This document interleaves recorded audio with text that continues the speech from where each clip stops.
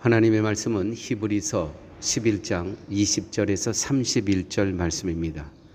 믿음으로 이삭은 장차 있을 일에 대하여 야곱과 에서에게 축복하였으며 믿음으로 야곱은 죽을 때에 요셉의 각 아들에게 축복하고 그 지팡이 머리에 의지하여 경배하였으며 믿음으로 요셉은 임종시에 이스라엘 자손들이 떠날 것을 말하고 또 자기 뼈를 위하여 명하였으며 믿음으로 모세가 났을 때에 그 부모가 아름다운 아이임을 보고 석 달 동안 숨겨 왕의 명령을 무서워하지 아니하였으며 믿음으로 모세는 장성하여 바로의 공주의 아들이라 칭함받기를 거절하고 도리어 하나님의 백성과 함께 고난받기를 잠시 죄악의 낙을 누리는 것보다 더 좋아하고 그리스도를 위하여 받은 수모를 애굽의 모든 보화보다 더 큰 재물로 여겼으니 이는 상주심을 바라봄이라.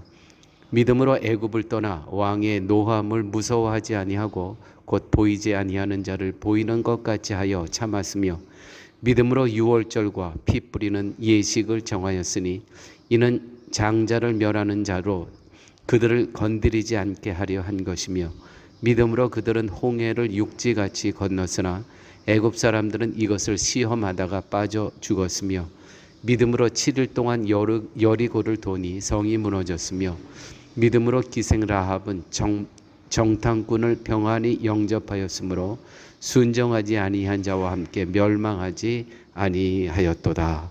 아멘. 오늘 본문에서 가르치는 모든 내용을 종합해 보면 믿음은 다음 세대를 향해 살아간다 라고 할 수 있겠습니다. 특별히 20절에서 22절 말씀 보게 되면 이삭, 야곱, 요셉이라는 족장들이 등장합니다. 족장들은 미래를 향한 믿음을 가졌습니다. 미래를 향한 믿음. 그러므로 믿음의 사람들은 미래를 준비하는 사람들입니다.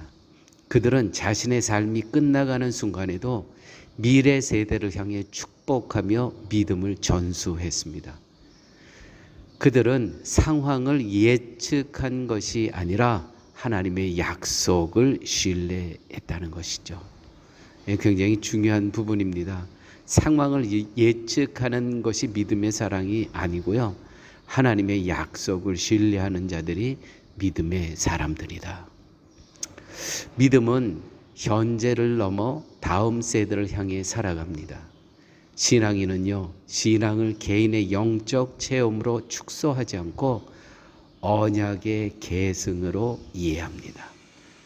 그러므로 믿음의 사람들은 나의 후대손을 위해서 믿음의 유산을 남겨주기 위해서 늘 기도하고 말씀으로 그들을 양육하기를 게을리하지 않는다는 것이죠.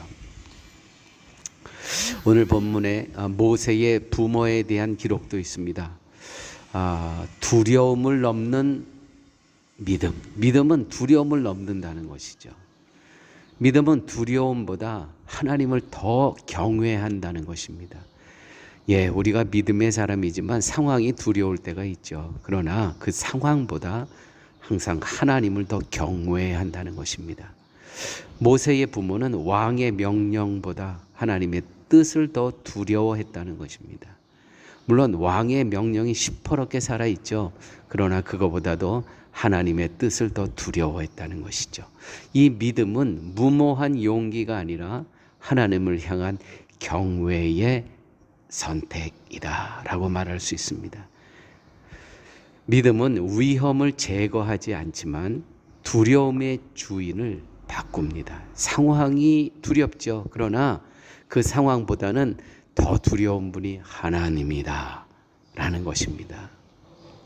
이게 바로 믿음의 사람들의 특징이라는 것이죠. 오늘 본문에는 또 모세라는 사람이 등장하죠. 세상의 영광보다 하나님을 택한 사람입니다. 믿음은 세상의 가치보다 하나님의 약속을 택하는 것입니다.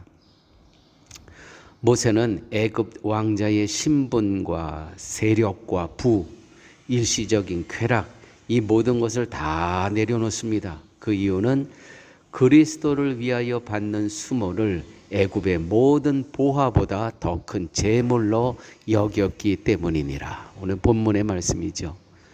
그러므로 믿음은 당장의 손해를 계산하지 않고요, 영원의 가치를 기준으로 선택합니다. 이 또한 매우 중요한 부분입니다. 당장 눈앞에 보이는 손해를 계산하지 않아요. 영원한 가치를 붙잡는 것이죠. 이것이 믿음의 사람들의 특징이라는 것입니다. 오늘 본문에선 또한 출애굽 사건이 보여주고 있습니다. 출애굽 사건에서는 보이지 않는 하나님을 어떻게 신뢰하고 있는가, 이스라엘 사람들이, 그것이 27절에서 29절에 잘 기록되어 있습니다. 모세와 이스라엘 백성은 눈에 보이는 바로보다 보이지 않는 하나님을 더 실제적으로 신뢰했다는 것이죠. 6월절에 그 6월절의 피를 통해서 또 홍해를 만나고 홍해를 건너지요.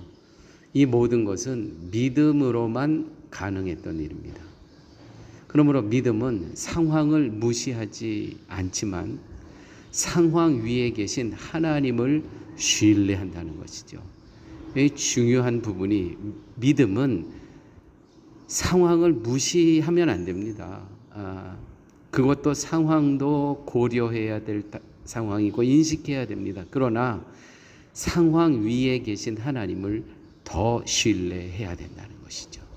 이것이 성경에서 등장하는 믿음의 사람들의 특징이라는 것입니다. 또한 라합이라는 여인이 등장합니다. 라합은 이방인이었죠. 죄인이었죠. 사회적 약자였습니다. 그러나 그는 하나님의 소문을 듣고 믿음으로 반응합니다. 믿음의 자격은 배경이 아니라 하나님의 은혜의 부르심에 대한 응답이라는 것이죠. 어떻게 응답할 것인가? 그러므로 구원은 전적으로 하나님의 은혜이며 또한 믿음조차 하나님의 선물임을 우리는 기억해야 할 것입니다. 오늘 말씀을 통해서 이런 질문을 몇 가지 해보고 싶습니다. 나는 과연 믿음으로 다음 세대를 축복하며 살고 있는가? 믿음은 나의 문제 해결에 머무르지 않고요, 자녀와 그 다음 세대를 향한 언약의 시선으로 확장되어야 한다는 것이죠. 이게 바로 믿음의 사람입니다.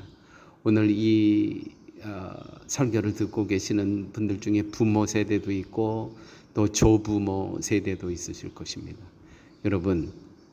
여러분들의 자녀와 그 다음 세대, 손주, 손녀들을 여러분 언약의 눈으로 바라보고 계십니까? 예, 굉장히 중요합니다. 또 나는 세상의 가치와 하나님의 약속 사이에서 무엇을 선택하고 있습니까? 믿음은 당장의 유익이 아니라 영원한 가치를 기준으로 살아간다는 것이죠. 그래서 그 매 순간 선택하는 것들이 세상 사람들과 믿음의 사람들은 그 현실에서 선택하는 것이 다를 수밖에 없다는 것이죠. 왜요? 기준이 다르기 때문에 그렇습니다. 또 우리는 하루의 삶 속에서